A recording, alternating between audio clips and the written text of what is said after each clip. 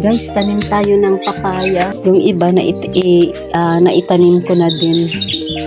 Tapos dito ko siya itatanim. Diyan.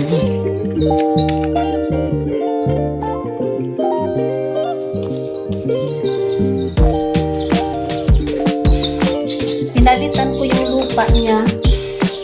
Kasi ito matigas, mabato pa. So ito, naghanap ako ng malambot na lupa. Yan. Dito ko siya tinanim dahil para ito matago yung mga dahon niya, hindi makita ng mga manok. Dito ko kinuha yung mga papaya na itinanim ko. Meron pa dito guys. Oh. Ito siya, bell pepper. Kinain ng ano ba to? Oh, ang daming lipids. Hindi ko kasi ito naasikaso. Tapos meron na siyang isang bunga. Inilipat ko siya dito kasi maraming doon. Hindi ko maasikaso na sa likod ng bahay. Yan, ito. Ito pa yung isa.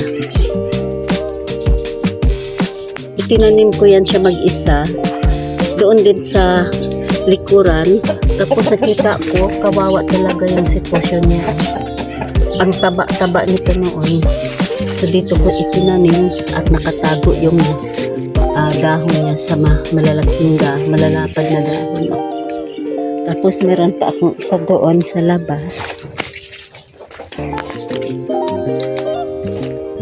Baka sana hindi ito ng mga bata ba. Mainit kasi dito sa gate dito.